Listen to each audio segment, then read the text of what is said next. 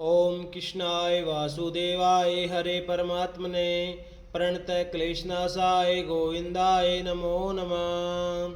ओम कृष्णाय वासुदेवाय हरे परमात्मने प्रणतः क्लेशनाशाय गोविंदाय नमो नमः। श्रीमद्भागवत गीता तीसरा अध्याय। यज्ञार्थ कर्मण है अन्यत्र लोक है अयम कर्म बंधन है तद्धर्म कर्म कौन्ते मुक्त संग है समाचार।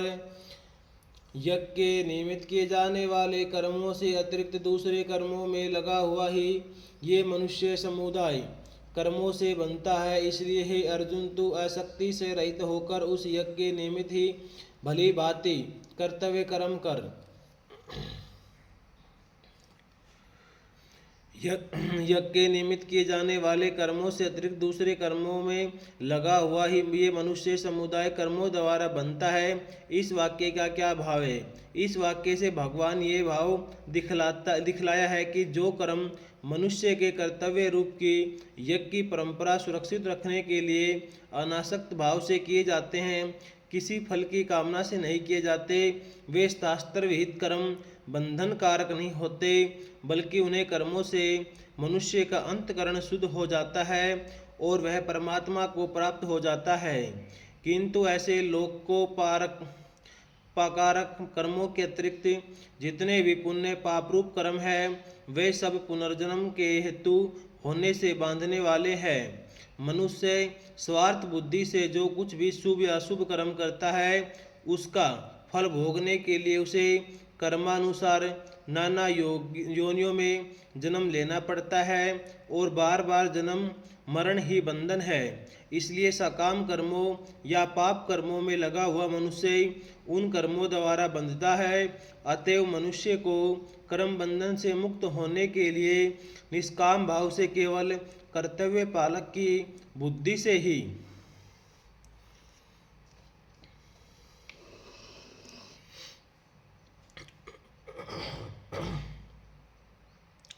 शास्त्रविद कर्म करना चाहिए। अयम लोक है का क्या अभिप्राय है? मनुष्य का ही कर्म करने में अधिकार है तथा मनुष्य योनि में किए हुए कर्मों का फल भोगने के लिए ही दूसरी योनि मिलती है। उनमें पुण्य पाप रूप नए कर्म नहीं बनते। इस कारण अन्य योनियों में किए हुए कर्म बांधने वाले नहीं होते। केवल मनुष्य योनि में किए हुए ही कर्म बंधन के हेतु होते हैं। ये भाव दिखलाने के लिए यह लोक अयम लोक है पद का प्रयोग किया गया है। तू आसक्ति से रहित होकर यज्ञ के निमित्त भली भांति कर्तव्य कर्म कर। इस कथन का क्या भाव है? इससे भगवान ने ये भाव दिखलाया है कि अनासक्त भाव से यज्ञ के निमित्त किए जाने वाले कर्म मनुष्य को बांधने वाले नहीं होते, बल्कि ऐसे कर्म करने वाले मनुष्य के पूर्व संचित समस्त पाप पुण्य भी विलीन हो जाते हैं। इसलिए तुम ममता और आसक्ति स्वार्थ त्याग करके केवल शास्त्र विहित कर्तव्य कर्मों का परंपरा सुरक्षित रखने के उद्देश्य से निष्काम भाव से समस्त कर्मों का उत्साहपूर्वक भली भांति आचरण करो। उपरोक्त वाक्य में मुक्त संग है विशेषण के प्रयोग का क्या भाव है? मुक्त संग है विशेषण से कर्मों और उनके फल में ममता और आसक्ति का त्याग करके कर्म करने के लिए कहा गया है। अभिप्राय यह है कि कर्म फल का त्याग करने के लिए साथ साथ कर्मों और उनके फल में ममता और आसक्ति का भी त्याग करना चाहिए। पूर्व श्लोक में भगवान ने ये बात कही कि यज्ञ के निमित्त कर्म करने वाला मनुष्य कर्मों से नहीं बंधता।